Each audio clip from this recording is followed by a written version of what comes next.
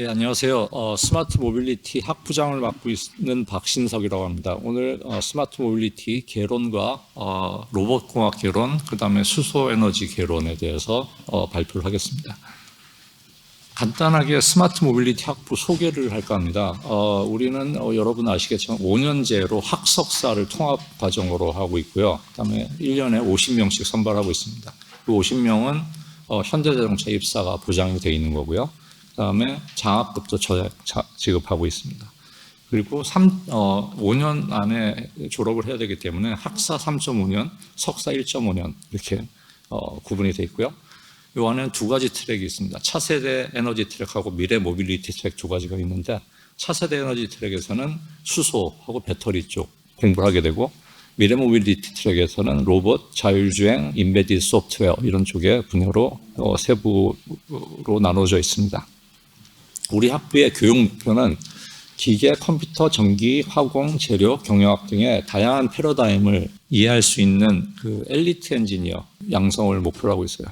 좀 재밌게 표현하자면은 특수부대 요원 같은 사람을, 어드 엔지니어링에 투입될 수 있는 사람을 우리는 양성을 하려고 그러고 있고요.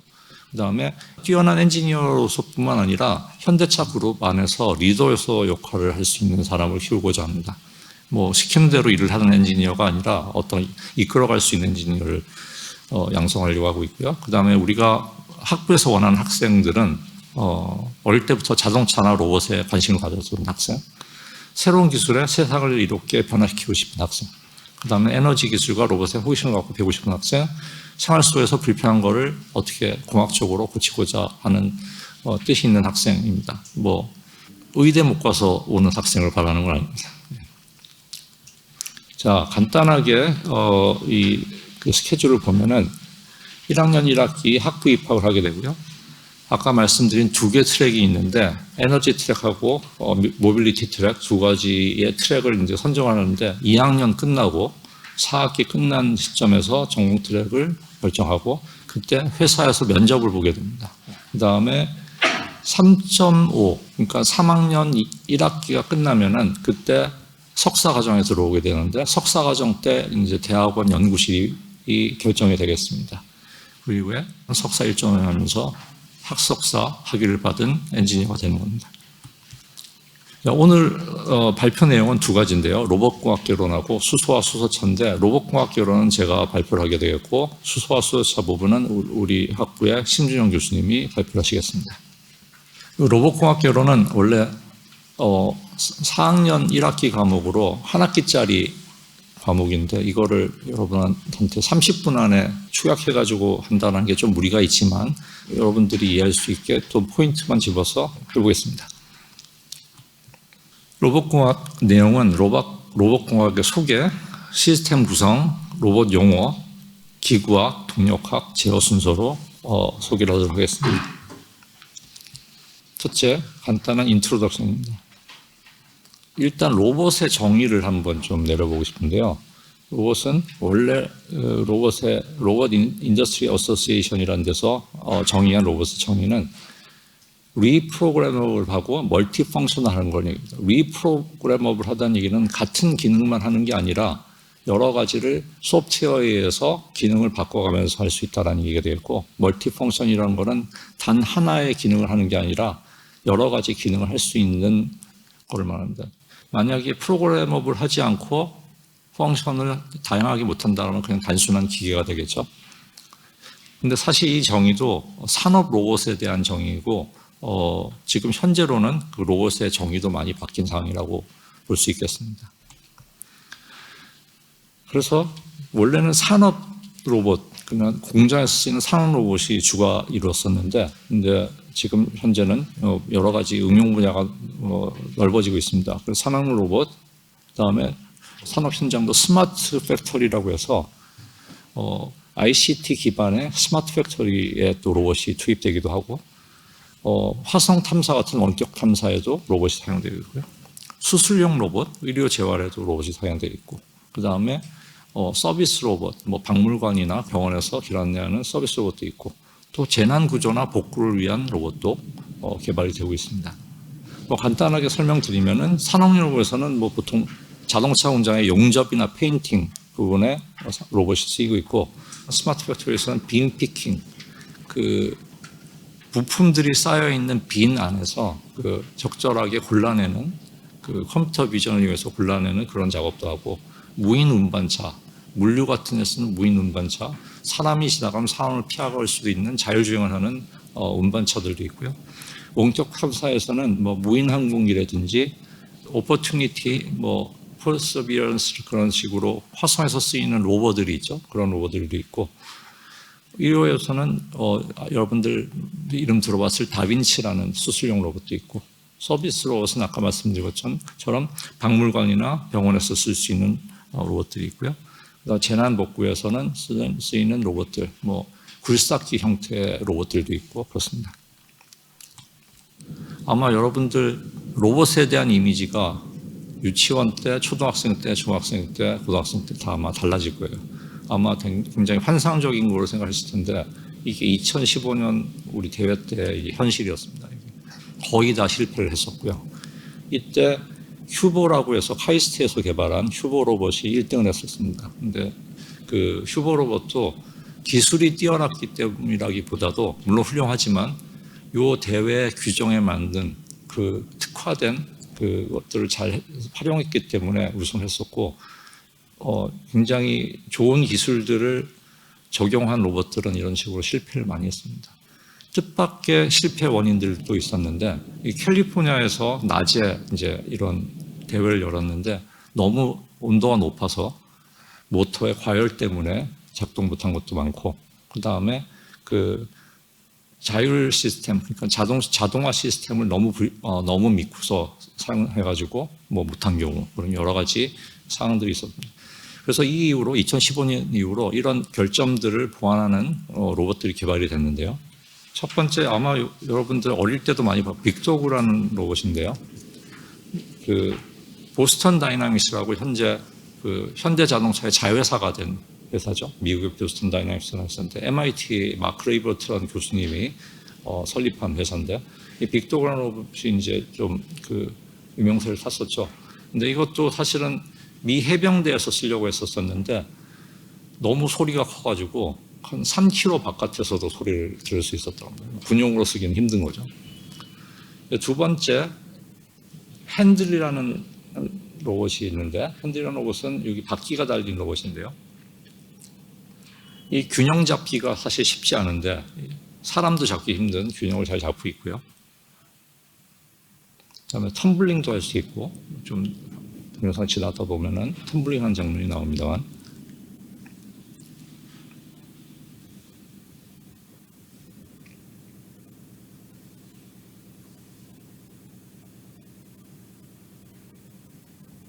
다음 세 번째 동영상 볼까요?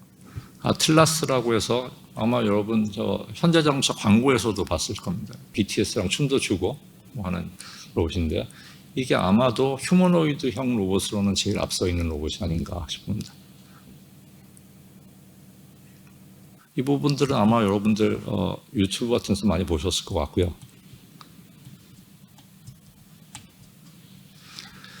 자, 간단하게 로봇은 설명드리자면, 로봇공학이라는 건 시스템 공학입니다. 그러니까는 기술의 융합 기술이라고 해야 될까요?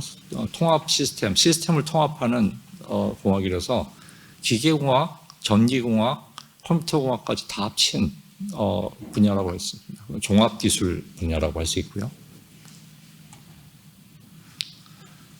구체적으로 로봇공학과 관련된 분야들을 좀 보면은, 기계공학 내에서는 오늘 잠깐 설명드릴 기구학, 동력학, 제어 같은 게 관련이 있을 거고요. 그 다음에 뭐 설계, 기계 설계 쪽 관련이 있고, 컴퓨터 공학에서는 컴퓨터 비전, 요즘 많이 쓰고 있는 인공지능, AI, 그 다음에 기계 학습이라고 해서 머신러닝이라는 분야가 로봇에 많이 적용되고 있고요.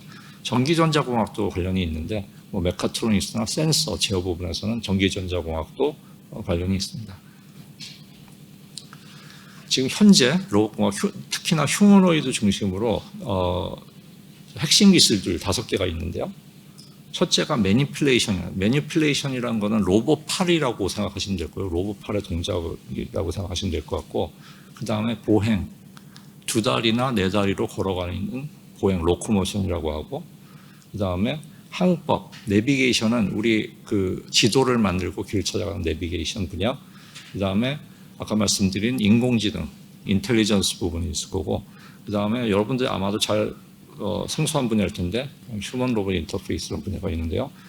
오늘 그 발표할 내용의 주 내용은 매니플레이션, 로봇팔이 될 거고, 인간 로봇 인터페이스는 내가 왜 빨간색으로 지었냐면은 제 분야이기 때문에. 그래서 제가 했었던 분야를 간단히 소개하면은 수술용 로봇에 의료 영상 기술을 용합한 연구였는데, 수술할 때 우리가 건드리면 안 되는 혈관이 있을 때 혈관을 미리 CT, MRI 같은 의료 영상을 찍어서 그 주위에 보호막을 만들어줍니다. 그래서 그 안으로 못 들어가게, 수술도구가 못 들어가게 하는 그런 연구였고요. 여기 사진 보면은 20여 년 전에 제가 젊었을 때 사진인데요. 자, 두 번째는 MIT 치타 로봇이라고 여러분 많이 들어봤을 것 같은데, 치타 로봇 연구를 같이 했었는데, 치타 로봇의 일종의 원격 조종석 같은 거를 연구를 했었고요. 왼쪽 위에 그림을 보면 이게 그 보스턴 사이언스 뮤지엄에 있는 사진인데, 잘 보면 머리 하얀 사람이 하나 있습니다. 제 사진이 있고요. 같이 연구했었던 팀이랑 있고요. 그다음에 오른쪽 위에 그림, 저 동영상을 좀 돌려주시면, 동영상이 잘 안 나오고 있는 것 같은데, 굉장히 다양한 포즈로 로봇이 자세를 잡는 게 나오고 있고요.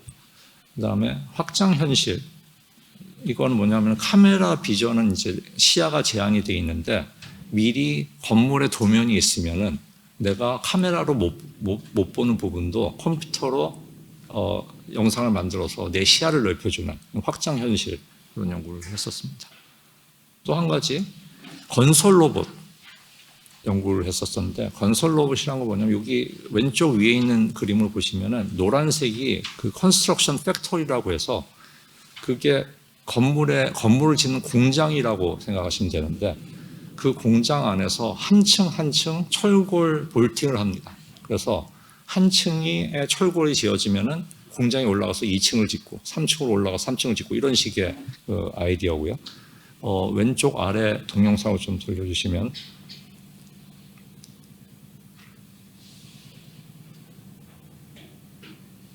이 공장이 한 층을 짓고 유압 장치를 통해서 위로 올라가고, 또 한 층 짓고 위로 올라가고, 뭐 이런 형태로 되어 있고요. 제가 한 연구는 이 안에서 볼팅을 하러 돌아다니는 로봇이 있는데, 로봇 조종석에 그 조종석 인터페이스 디자인을 우리 연구실에서 했습니다. 그래서 이런 로봇들이 그 층을 돌아다니면서 볼트를 조이는 작업을 하는 거죠. 아래쪽 오른쪽 동영상을 좀 돌려주시면, 이걸 일단 실제로 구현을 했고요. 그래서 고려대학교 안에 어떤 건물이 하나 있는데, 그 건물의 일부분을 이 로봇을 통해서 지었습니다. 전부는 아니고 일부를 이 시스템을 통해서 지었습니다. 이 휴머노이드의 균형 제어에 대한 연구를 하고 있는데요. 휴머노이드라는 것 자체가 사실 균형을 잘 잡기가 쉽지 않습니다. 사람만큼 균형을 두 다리로 잘 잡기가 쉽지 않아서, 이 균형을 잡는 거를 사람한테 배우는, 어떻게 균형을 잡을 수 있는지 그 균형 잡는 전략을 배우는 그런 연구를 하고 있고요. 제가 이 장치를 가지고 몸통의 자세를 조절할 수 있고, 자, 이런 그 해머로 문을 부시거나 하는 소방관들이 하는 작업 같은 거, 이걸 파워 매니플레이션이라고 하는데, 내 몸의 무게중심을 이동하면서 작업을 해야 되는데, 이럴 때 충격력도 있기 때문에 그 균형을 잡기가 쉽지 않습니다. 그래서 로봇한테 해머링하는 작업을 시키고 그 균형을 사람이 대신 잡아주는 그런 연구를 하고 있고, 이 데이터들을 모아서 기계학습법을 이용해서 사람이 하는 거를 비슷하게 균형 잡는 전략을 로봇이 배울 수 있게 하는 그런 연구를 하고 있습니다. 자, 이거는 엑소스켈레톤이라고 여러분 많이 들어봤을 텐데, 발목에 엑소스켈레톤을 써가지고 이 작업을 하는데, 이거는 그 엑소스켈레톤만 걷는 걸 도와주는 게 아니라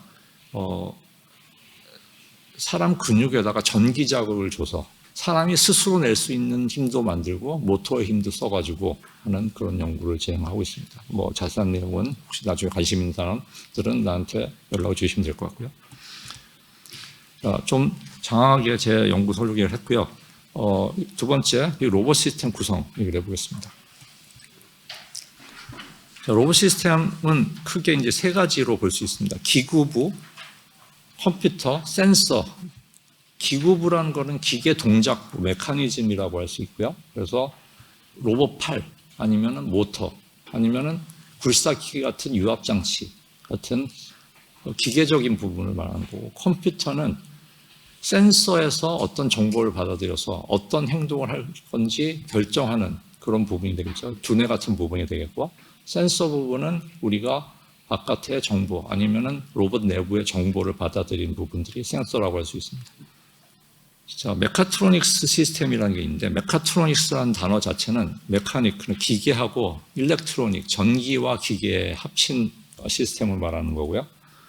보통 로봇 제어에도 우리 보통 쓰고 있는 컴퓨터를 많이 쓰고 있습니다. 컴퓨터를 많이 쓰고 있고, 또 마이크로 컨트롤러라고 여러분 알두이노라는 거 아마 초등학교 때 해본 학생들도 있을 것 같은데, PLC라고 해서 좀 시리어스한 건데, 프로그래머블 로직 컨트롤러라고 해서 산업 현장에 많이 쓰이는 그런 것들이 디지털 제어기라고 하고 있고, 그다음에 센서 액추에이터가 있는데, 여러분 아날로그 장치, 뭐 디지털 장치 그런 얘기 많이 들었을 텐데, 컴퓨터는 디지털 장치가 되겠고, 우리가 쓰고 있는 아날로그 센서나 모터는 아날로그 장치가 되겠습니다. 그래서 아날로그하고 디지털 사이에 연결을 해주는 아날로그 디지털 컨버터라는 게 있어요. AD 컨버터라는 거, 또는 반대로 DA 컨버터라는 게 있는데, 그런 부분들도 컴퓨터에 내장이 되어 있습니다. 자, 로봇 센서를 한번 보면, 센서는 두 가지 종류가 있는데요. 내계 센서하고 외계 센서가 있는데, 내계 센서라는 거는 로봇 내부의 정보, 내 로봇 안에 있는 정보, 로봇의 관절 각도라든지 손의 위치라든지 나에 관련된 로봇 자체에 관련된 정보를 재는 게 내계 센서들. 외계 센서는 카메라처럼 외부에 어떤 물체가 있다라든지 아니면은 레이더 같이 장애물까지 거리가 얼마라든지 그런 센서들을 외계 센서라고 지칭합니다. 그 다음에 이제 동작을 하려면 액추에이터, 전기 액추에이터는 이제 모터죠. 모터가 주로 많이 쓰이고 로봇의 동력에. 모터가 쓰이는 이유는 정밀도가 높고 소음이 적고 환경 문제가 없고, 그런데 단점으로는 아까 그 달파 로보틱스 챌린지 캘리포니아에서 햇빛에서 넘어진 로봇들 보셨죠? 그래서 오버히팅이 과열되는 문제가 있고 파손이 생길 수 있는 문제가 있고, 유압 액추에이터는 여러분 굴삭기, 그 땅 파는 기계들 보시면은 굴삭기에는 큰 힘이 필요하기 때문에 유압 장치를 씁니다.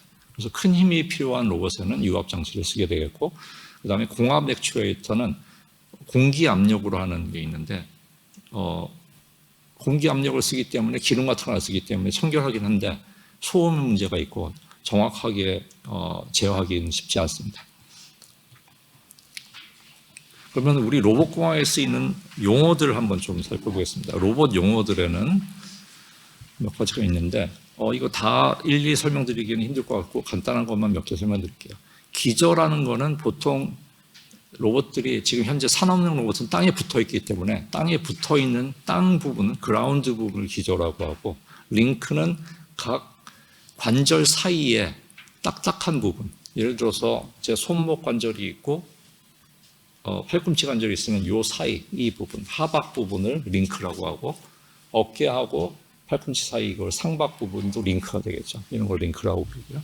관절은 아까 말씀드린 손목 아니면 팔꿈치, 어깨 같은 관절이 있는데, 사람은 회전하는 관절만 있는데 로봇은 이렇게 그 직선 운동을 할 수 있는, 길게 빠질 수 있는, 예를 들어서 이 부분이 내가 빠지게 하는 병진 운동이라는데 그런 운동을 하는 관절도 있고요. 말단 장치는 우리의 손이라고 할 수 있어요. 사람의 손 같은 부분인데, 뭐 용접을 한다면 용접기가 달려 있을 거고, 뭐 짚는 거라든 집게가 달려 있고, 그런 부분을 말단 장치, 엔드 이펙터라고 합니다. 보통 로봇 공학에서는 회전 관절, 레볼루트 조인트하고 트랜슬레이션을 병진관절 두 가지만 이제 간단하게 하는데, 여러분들 사람 어깨를 생각하면 사람 어깨가 한 방향으로만 회전하진 않죠. 세 방향으로 회전하죠. 이렇게 회전하고 이렇게 회전하고 이렇게 회전하고 세 방향으로 하는데, 그거는 회전 관절 세 개를 직각 방향으로 조합을 하면 됩니다. 그런 식으로 로봇공학에서는 이렇게 회전 관절, 병진 관절만으로 이제 모델링을 하고요. 예를 들면 요 로봇 같은 경우에 회전 관절 요 방향으로 회전하고 요 방향으로 회전하고 요 위아래로 움직이는 거이기 때문에 두 개의 회전 관절과 하나의 병진 관절이 있다고 보시면 되겠습니다. 자, 아까 링크 말씀드렸는데, 아까 사람 팔 같은 경우에 여기 보면은 빨간 점 3개가 관절이 되겠고 파란 선이 링크가 되겠죠? 링크가 되겠고요. 로봇의 말탄 사람 손에 해당되는 건데, 조립을 위한 뭐 그리퍼라든지 용접이나 샌딩을 하는 손끝 부분, 도구가 달려있는 부분을 말탄 장치라고 하고요. 이 부분도 설명하기가 좀 쉽지 않은데, 자유도라는 게 있어요. 자유도라는 건 뭐냐면은 어떤 물체의 운동을 묘사하기 위해서 필요한 좌표수인데, 예를 들어서 제가 지금 들고 있는 뭐 일종의 리모컨이 3차원 공간 안에 있다면 이 물체의 운동을 묘사하기 위해서는 6자유도가 필요합니다. 3차원적으로 X, Y, Z 공간상에 있고 방향도 3가지 방향이 있을 수 있잖아요. 그렇죠? 그래서 6가지 자유도가 있고, 그래서 어떤 물체를 6자유도에 조절하기 위해서는 로봇 팔도 6개의 관절이 필요하다. 뭐 그런 얘기인데, 이거는 수학적인 얘기라서 그냥 여기서는 이렇게 넘어가도록 하겠습니다. 그럼 사람 팔하고 좀 비교를 하면, 사람 팔은 몇 자유도가 있는지를 좀 볼까요? 사람 팔은 간단하게 7자유도가 있다라고 이제 얘기를 하는데, 어깨는 세 방향으로 회전을 할 수 있죠. 3개가 있고, 팔꿈치는 회전 축이 하나밖에 없죠. 하나. 그리고 3 더하기 1, 4개 되어 있고, 손목도 세 방향으로 돌 수 있죠. 이렇게 돌고, 이렇게 돌고, 이렇게 돌고. 그렇기 때문에 합쳐서 7개 자유도를 갖고 있어서 사람이 어떤 물체를 집어서 어디에 옮기는데 지장이 없습니다. 6개면 되는데 7개 하나 더 있기 때문에 충분한 거죠. 충분한 자유도를 갖고 있다고 생각하면 될 것 같고요. 작업 영역이라는 게 있는데, 여러분들 자동차 공장에 부품 공장 보면은 작업하는 데 보면은 들어가지 못하게 막아놓은 부분들이 있어요. 왜냐하면은 로봇들이 움직이다 사람을 치면 안 되겠죠. 그래서 그 로봇이 뻗을 수 있는 공간, 3차원적 공간을 작업 영역이라고 합니다. 그래서 사람들은 그 작업 영역에 못 들어가게 하는 되겠죠. 워크스페이스라고, 워크엔빌롭이라고도 하고요. 로봇의 이제 기초적인 용어 설명을 드렸고, 로봇 기구학이란 거는 이제 로봇의 운동이랑 관련된 건데, 기계공학에서 기구학이라는 거는 운동학이라고 하는데, 운동만 고려하는 거예요. 운동만. 움직임. 여러분들 수학 시간에 배운 사인, 코사인만 가지고 설명을 합니다. 그런데 여러분 물리에서 뉴턴 역학 배웠죠? 운동하고 힘하고 관련이 있죠. F는 ma니까 F는 힘이고 A는 가속도니까 운동하고 힘하고 관련인데, 여기서는 힘은 전혀 생각 안 하고 운동만 생각하는 게 기구학, 운동학이 되겠고요. 이것도 좀 설명하기가 쉽지 않은데 쉽게 설명하도록 노력해 보겠습니다. 자, 사람 팔로 치면은 내 손을 어떤 위치에, 이 위치에 두고 싶다. 여기가 목표 지점이죠. 이 팔의 각 관절의 각도하고 요 끝점 위치하고 사이에 수학적 식이 만들어집니다. 그래서 이건 완전히 힘하고 상관없죠. 운동만 아니면 기하학만 상관된 이거이기 때문에 그런 부분들이 로봇 기하학이라고 합니다. 간단하게 말씀드리면 로봇 관절과 끝점 위치와의 수학적 관계를 로봇 기구학이라고 할 수 있고요. 자, 다자유도, 아까 말씀드렸지만 사람은 7자유도를 갖고 있는데 최소한 6자유도의 로봇이 필요한 상황인데, 6자유도라 그러면은 그 6자유도의 로봇의 끝점을 어떻게 둘 건지 아까 기구학 말씀드렸지만 그 부분인데, 수학적으로 어떤 식으로 하냐면은 각 링크, 아까 상박, 하박도 하나의 링크라고 말씀드렸는데 각 링크에다가 좌표계를 붙이고 좌표계 사이의 관계가 어떻게 되느냐, 그것도 기하학적 관계가 되는데 그런 거를 수학적으로 나타나는 게 되겠어요. 내가 말하면서 여러분을 제대로 이해시키고 있는지 걱정되면서 하고 있는데 우리 스모부에 오시면 스마트 모빌리티 학부를 스모부라고 부르는데 줄여서 스모를 하는 데는 아니지만 길어서 스모부라고 하는데 오시면은 아주 재미있고 정확하게 배울 수 있습니다. 이 부분은 그래서 각 링크의 기하학적 관계를 둔다는 정도만 이해하면 될 것 같고요. 자, 이것도 복잡한 식인데 데나비트 하텐버그 좌표계라고 해서 데나비트하고 하텐버그라는 두 분이 이거를 수학적으로 깔끔하게 정리하는 방법을 개발하셔서 좌표계 변환에 대한 식들입니다. 여기서 보면 알겠지만 다 사인, 코사인, 뭐 여러분 고등학교 수학에서 배우는 사인, 코사인이고 그거 이해하면은 행렬, 여러 행렬도 배울 텐데 행렬에다가 사인, 코사인 값을 넣기만 하면은 아까 말한 것처럼 요 관절의 각도와 끝점의 위치의 관계가 쉽게 계산이 됩니다. 기구학에는 두 가지 종류가 있어요. 순기구학하고 역기구학, forward kinematics하고 inverse kinematics 두 가지가 있는데 순기구학은 내가 이 관절의 값을 알 때 끝점이 어떻게 될 거냐 하는 게 순기구학이 되고 역기구학은 반대로 내가 이 손을 요 점에 놔두려면 이 각도가 어떻게 돼야 될 것이냐 반대죠. 이걸 알고 요걸 아느냐, 요걸 알고 요걸 아느냐 반대로. 근데 로봇 공학에서 크게 문제가 되는 사실은 역기구학이고 역기구학은 훨씬 어려운 문제가 됩니다. 수학적으로 어려운 문제가 되는데 그것도 여러분 스마트 모빌리티 학부에 오면 배울 수 있습니다. 자, 운동에 대한 것만 지금 설명할 거예요. 로봇 동력학에 대해서 잠깐 설명하면은 이건 간단하게 뉴턴 법칙, 뉴턴의 제2법칙, F는 ma죠. F는 ma의 의미는 뭐냐면은 뉴턴 전에는 아무도 힘과 운동 사이의 관계를 아는 사람이 없었어요. F는 폴스, 그러니까 힘을 얘기한 거고 A는 가속도니까 운동을 얘기하는 건데 뉴턴이 최초로 힘과 운동 사이의 관계를 알아낸 사람이라고 생각하면 될 것 같고요. 그래서 동력학에서는 운동뿐만 아니라 힘과 운동의 관계를 다 고려하는 게 동력학이라고 할 수 있습니다. 그래서 이 로봇에 아까 말씀드린 링크라고 있었죠. 링크라는 부분이 있었는데 그 링크에 가해지는 힘하고 그 다음에 링크의 운동, 아주 간단하게 설명하면은 각 링크, 여기 아까 말한 링크가 되겠고 링크에 가해지는 힘들을 다 고려해서 이 링크가 어떻게 움직일 것이냐, 어떤 동작을 할 것이냐가 되겠고요. 이것도 아까 말한 N자유도, 사람 팔 같은 건 7자유도가 될 텐데 7자유도 같은 경우는 이런 식의 깔끔한 수학식이 만들어집니다. 풀기는 힘들지만 수학식 자체는 깔끔하게 나와요. 그래서 M이라고 되어 있는 부분, 대문자 M이라고 되어 있는 거는 그 로팔들의 관성을 모아놓은 행렬이 됩니다. 행렬. 대문자 C라는 부분은 코리올리하고 원심력, 코리올리 폴스라고 아마 물리 시간에 배웠을 텐데 직진하는 운동이 회전하는 데 있으면 자전하는데 폴을 쏘게 되면 그게 오른쪽으로 휜다. 뭐 이런 거 배웠죠. 그게 코리올리 폴스가 되는데 그걸 고려하고 있는 거고 G는 각 링크의 중량, 요 식을 푸는 게 로봇 동력학이 되겠습니다.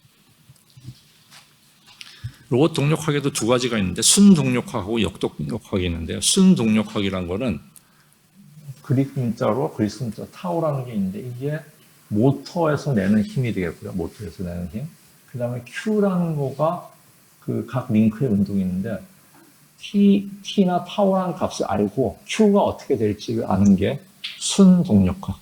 힘을 줬을 때 어떻게 움직일 거냐라는 게 순동력학이고 역동력학은 반대로 내가 원하는 운동, Q라는 운동을 내가 알고 있고 내가 원하는 거고 그 운동을 만들기 위해서 어떻게 힘을 줘야 되느냐. 그게 역동력학이 되겠어요. 그래서 이 문제도 운동학하고 비슷하게 역동력학이 훨씬 풀기 힘든 문제입니다. 그래서 역동력학 로봇 제어에 많이 고려돼야 될 점입니다.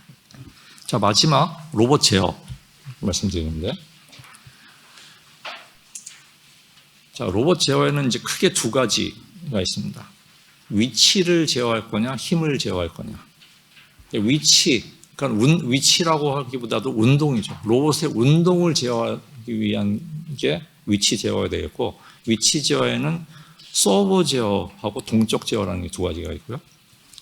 힘 제어는 로봇이 외부에 가하는 힘을 제어하는 거죠. 힘을 제어하는 거고, 거기에는 두 가지, 하이브리드 제어, 임피던스 제어, 이게 두 가지가 있습니다. 이 부분도 사실은 대학원생들이 배워야 되는 수준의 거라서 간단하게 설명하기 쉽지 않은데 좀 쉽게 설명을 하도록 노력을 해보겠습니다.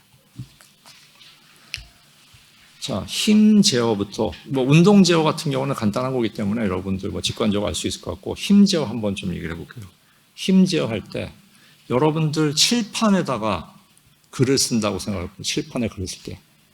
요새 분필은 거의 없죠. 분필 가지고 칠판에다가 글을 쓴다고 생각해 볼 때, 글을 쓴다 그러면은 A라는 글자 쓰는 이 평면에서 A라는 글씨를 쓰는데 그 위치가 되게 중요한 거잖아요. 반대로 이 칠판면이 있으면 칠판의 직각으로 내가 누르는 힘, 위치보다도 힘이 중요하죠. 내가 너무 분필을 세게 누르면 분필이 부러질 거 아니에요. 그렇죠? 그래서 이쪽 방향, 이 면이 있으면 이쪽 방향으로는 힘을 조절하고 이 평면상으로는 위치를 제어하는 게 힘과 위치를 다 하이브리드로 제어해야 되는 하이브리드 제어가 되겠습니다. 그 좌표계를 나눠서 하는 게 되겠고, 또 다른 힘 제어 방법으로는 임피던스 제어라는 게 있는데, 임피던스는 간단하게 얘기하면은 스프링 상수, 여러분들 스프링 배웠죠? 물리에서. 힘을 제어하는 것도 아니고 위치를 제어하는 것도 아니고 힘과 위치의 관계를 제어하는 거예요. 스프링 상수 K란 거는 변이와 스프링 힘 사이의 상수잖아요. 그 상수 값을 조절해서 어떻게 제어를 하느냐라는 게 되겠고, 여기에 보여주는 얘는, 그래서 로봇이 문을 여는 상황이라고 하면, 문을 열고 있으면은 이 문의 요 문고리의 궤적은 정확하게 가야 되겠죠. 하지만 이 문고리의 이쪽 방향, 여기의 궤적이고 이쪽 방향으로는 너무 과도한 힘이 걸리게 되면 문고리가 부서지거나 로봇 손이 부서지겠죠. 그렇죠? 그래서 이쪽 방향으로는 부드럽게, 이쪽 방향으로는 위치를 정확하게 되니까 뻣뻣하게, 이쪽으로는 부드럽게, 이쪽은 뻣뻣하게, 이런 식으로 그 스프링 상수를 제어하는 그런 방법이 있습니다. 이거를 임피던스 제어라고 합니다. 로봇공학 부분은 이 부분인데, 제가 로봇공학을 쉽고 재미있게 가르치려고 노력을 했는데 더 혼란스럽게 한 게 아닌가 하는 걱정이 되면서 제 발표를 마치도록 하고요. 2부는 수소와 수소차 신준영 교수님이 맡아주시겠습니다. 감사합니다.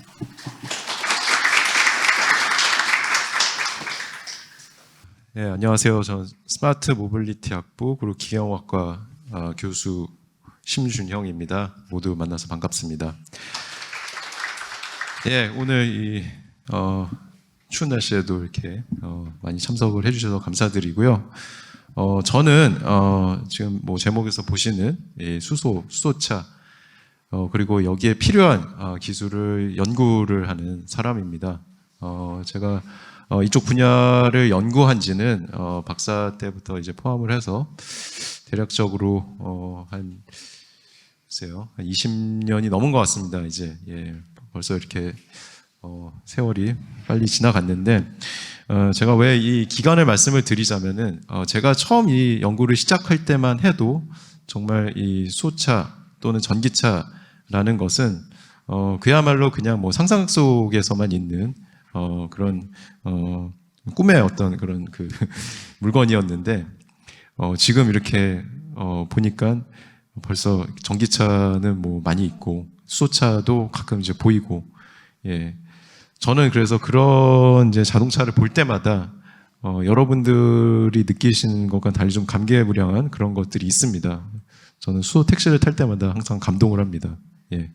왜 그런지 모르겠어요. 하지만 정말 제가 그렇게 공부를 시작했을 때 그런 꿈꿔왔던 그런 것들이 현실에 나타나는 정말 어떻게 보면 영화 같은 그런 세상에 살고 있다는 사실 자체도 참 감동스럽고 또 앞으로 정말 이 연구를 하는 것이 중요하고 어떻게 보면 좀 사명감을 가지고 해야겠다 그런 생각도 좀 들고 있습니다.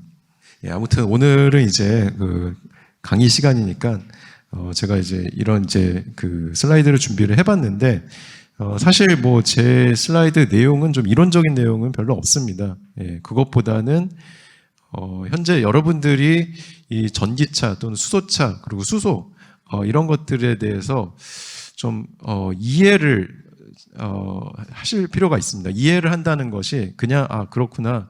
뭐 지금 차라는 것이 이렇게 만들어져서 뭐 돌아다니고 있구나 이 정도의 수준이 아니라 왜 이제 우리가 전기차 시대를 맞이하게 됐는지 그리고 미래에 이제 이 전기차 수소차 시대는 어떻게 될 것인지 또 그리고 수소차와 또 수소라는 것은 뭐 어떻게 또 관계가 되는 것인지 이런 것들을 좀 다각도로 좀 이해할 필요가 있지 않을까라는 생각을 했습니다. 좀 그런 차원에서 오늘 강의를 준비를 해봤고요. 예, 그리고 이제 여러분이 가장 많이 이제 제가 접하는 질문이 이겁니다. 예, 앞으로 이제 미래는 전기차 시대가 될 것인가, 수소차 시대가 될 것인가?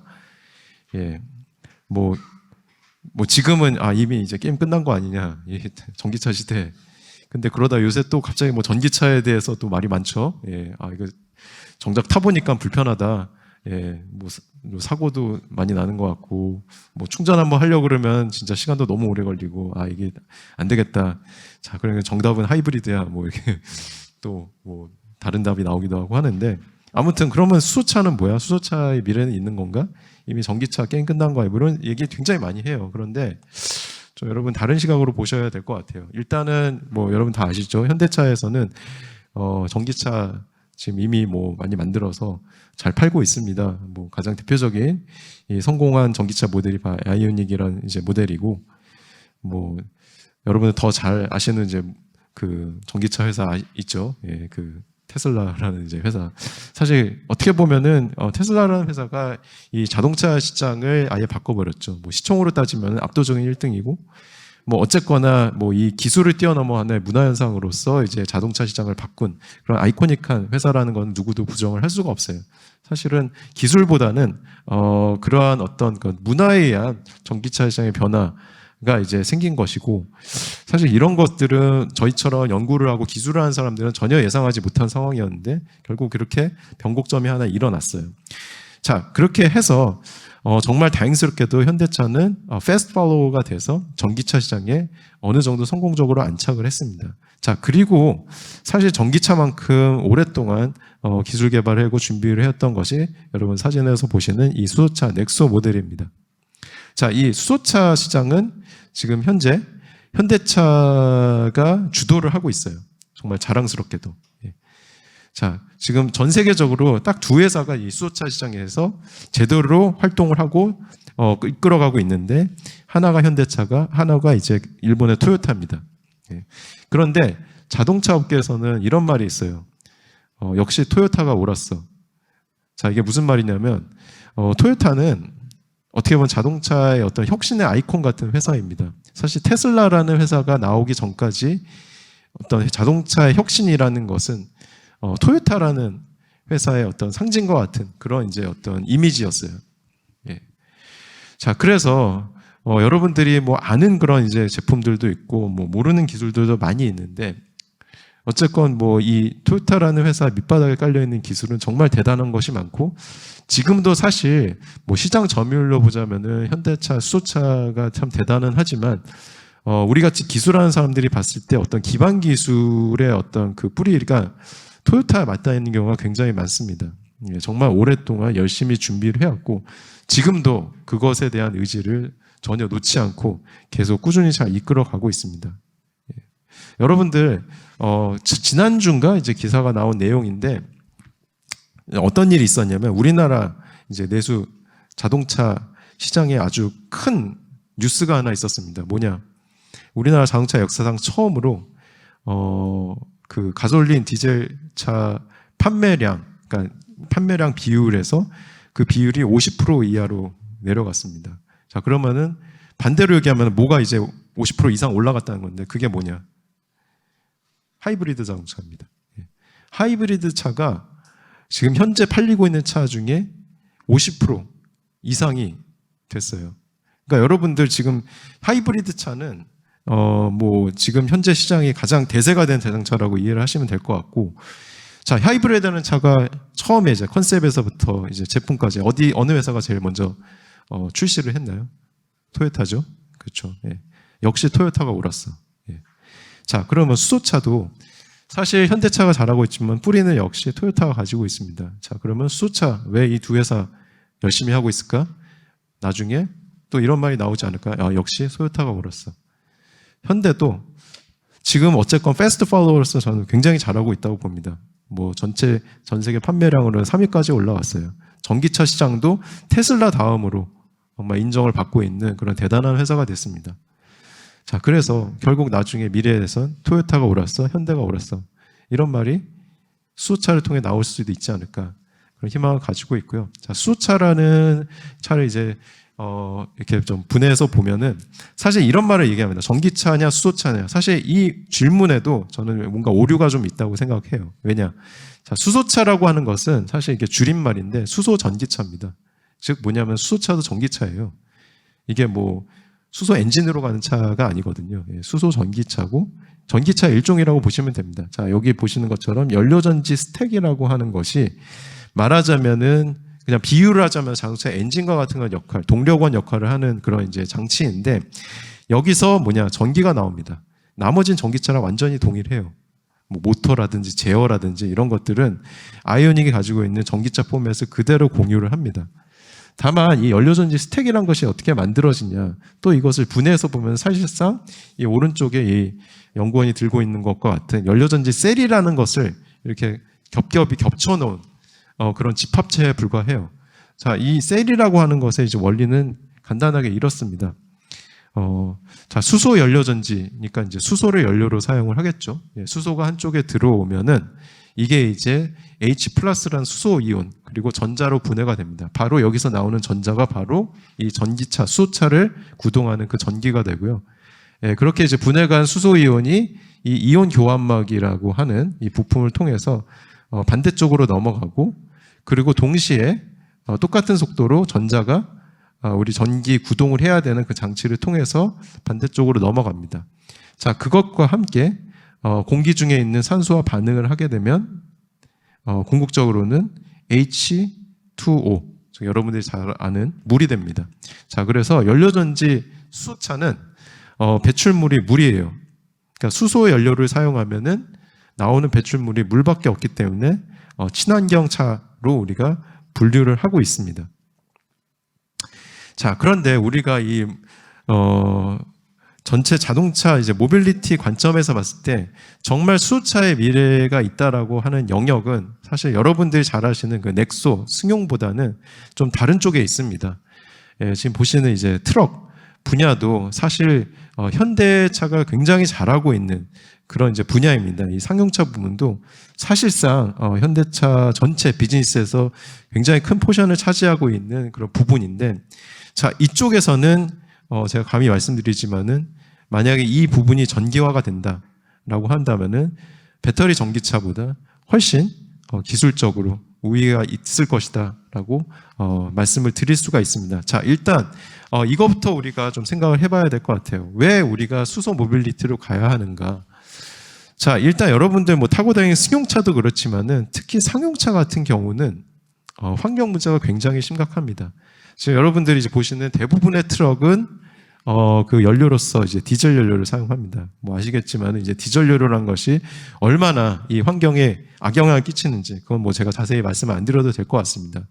이 전체 이 지구에서 나오는 배출가스의 상당 부분을 이 트럭 상용차에서 나오고 있습니다. 예. 그렇기 때문에 이런 이제 트럭 부분에서의 배출가스 문제를 해결하지 못하면 결국 우리가 지금 염려하고 있는 환경 문제, 뭐 기후 변화 이런 문제들을 절대로 해결을 할 수가 없는 거죠. 그래서 사실 이런 그 상용 수송 부분에서의 어떤 전기화는 뭐 이거는 뭐 이론의 여지가 없습니다. 반드시 우리가 해결을 해야 되는 수송 쪽에서의 전기화가 이루어진다 하면은 저는 단연코 배터리보다는 수소가 유리하다고 봅니다. 이거는 뭐 이런 간단한 시뮬레이션을 통해서도 저희가 확인을 할 수가 있습니다.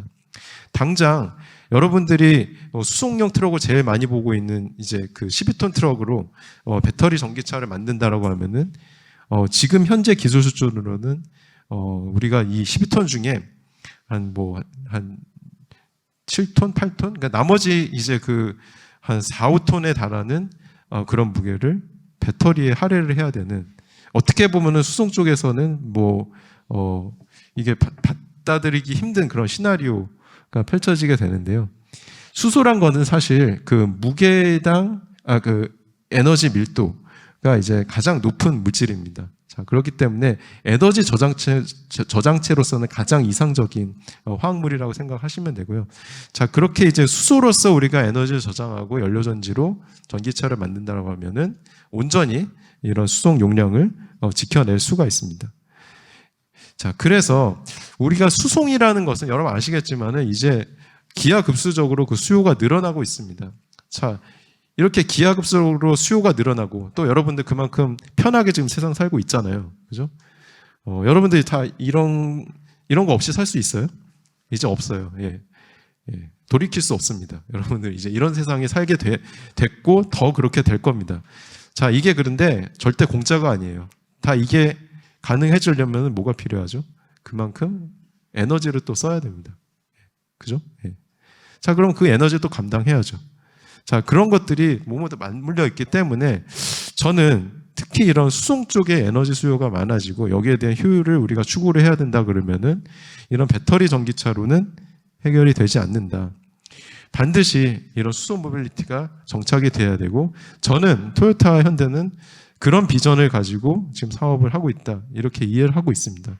사실 이것은 뭐 조금이라도 이 분야에 관여하신 분들은 다 이해를 하고 있는 시나리오들이고 대중들도 이제 조금씩 좀 깨닫고 있는 뭐 그런 추세인 것 같아요. 자, 그리고 여러분들이 이 수소차를 샀을 때 제일 우려하는 부분, 수소차 이 충전, 주유소 어디로 가야 돼?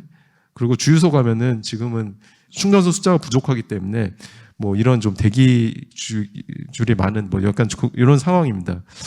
그러면 이게 수소차 이게 타도 되는 건가라는 우려를 할지 모르지만, 수송이나 이런 상용 쪽의 어떤 그런 수소 충전은 사실 이런 부분은 별로 걱정을 하지 않으셔도 됩니다. 이미 뭐 이런 수송이라든지 상용 쪽에서의 어떤 자동차 관리는 여러분들이 아는 또 그런 세상과 다른 세상이 있기 때문에 그런 관리 체계 면에서도 이런 상용 수소 모빌리티 네트워크는 제 생각에는 뭐 생각보다 빨리 이렇게 정착이 되지 않을까.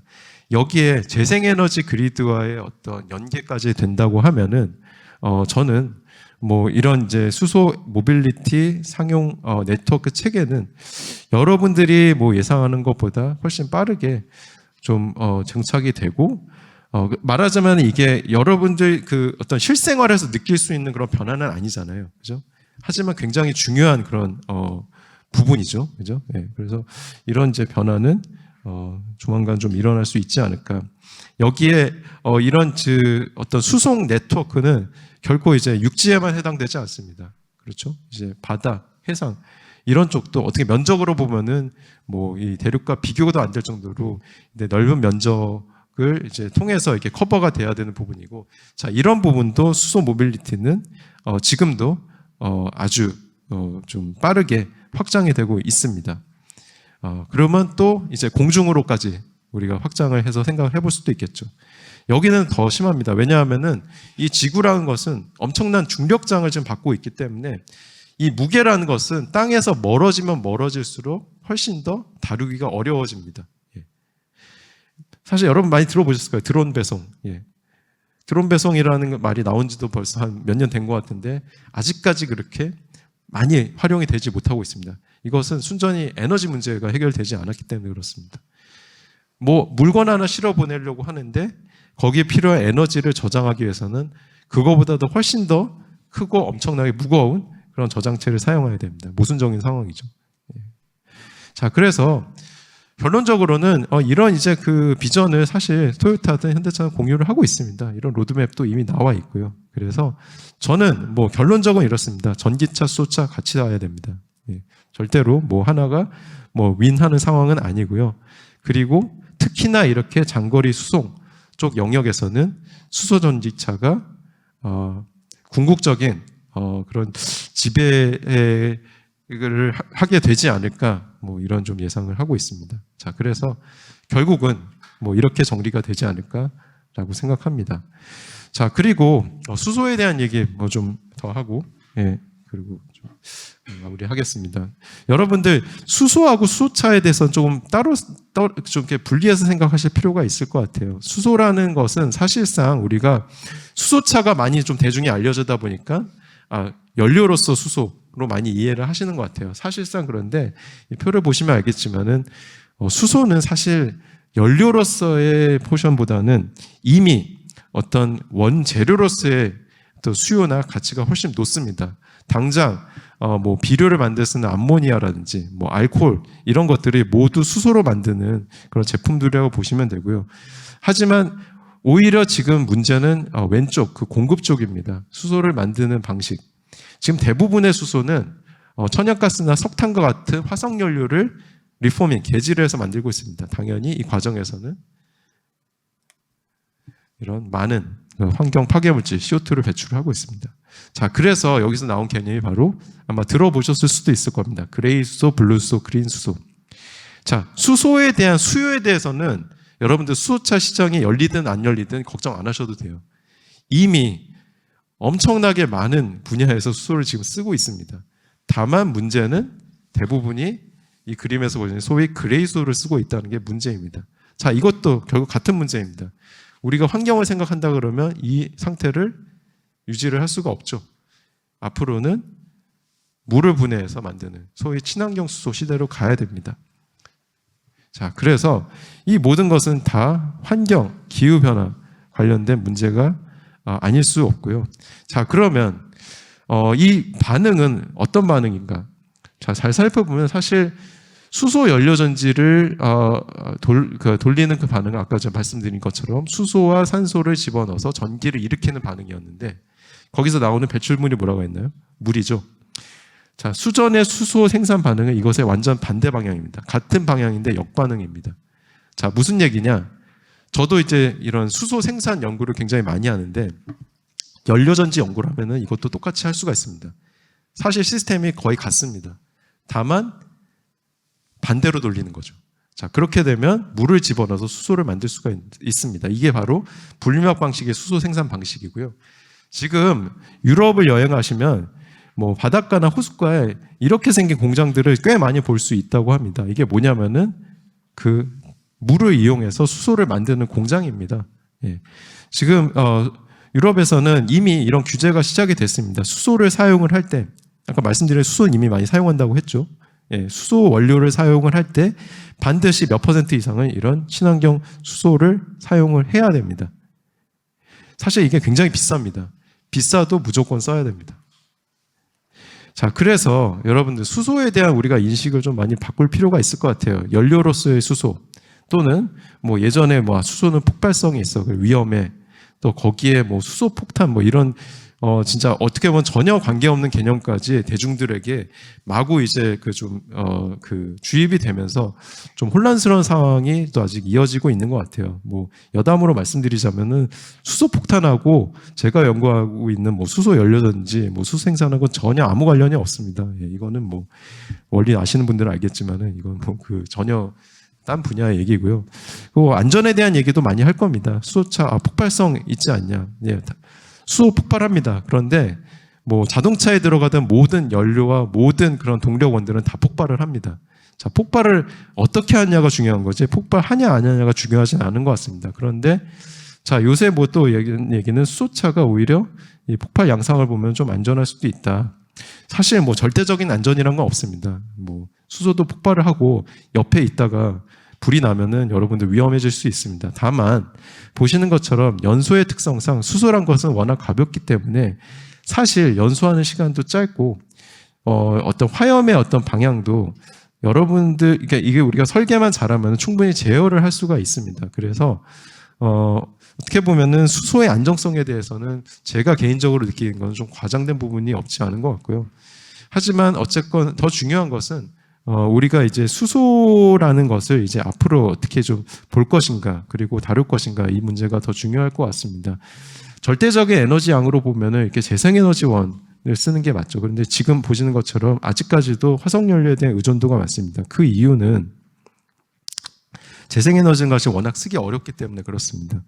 뭐 재생에너지에 대해서 좀 관심 있으신 분들은 접하셨을 수도 있는 자료인데 뭐 더커브라는 게 있습니다. 이게 뭐냐면 신재생에너지, 특히 태양광에 대한 의존도가 높아지면 높아질수록 피크 전력에 대한 부담이 더 커진다라는 그런 이제 좀 이론이 있습니다. 이제 무슨 얘기냐면은 이렇게 생각하시면 돼요. 태양광이란 것은 낮에만 쓸 수 있는 전기입니다.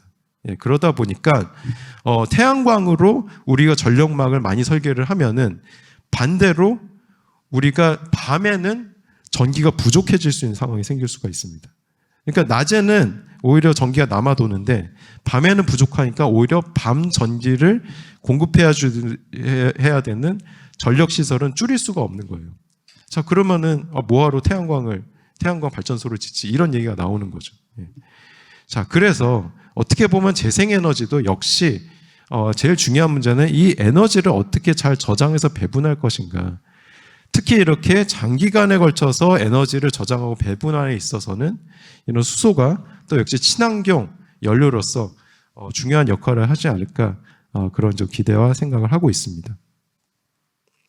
예, 그래서 이렇게 좀 건물용, 가정용 이제 그 에너지원으로서 수소 그리고 연료전지가 또 각광을 받는 부분이 있습니다. 특히 이제 수소 연료전지 반응 같은 경우는 전기도 나오지만은 열도 나오는 그런 이제 그 장치입니다. 사실 에너지 비율로 보면은 전기보다 열이 더 많이 나옵니다. 자, 그것을 활용해서 뭐 건물이나 가정에서 원하는 뭐 난방이라든지 온수 쪽으로 활용하겠다.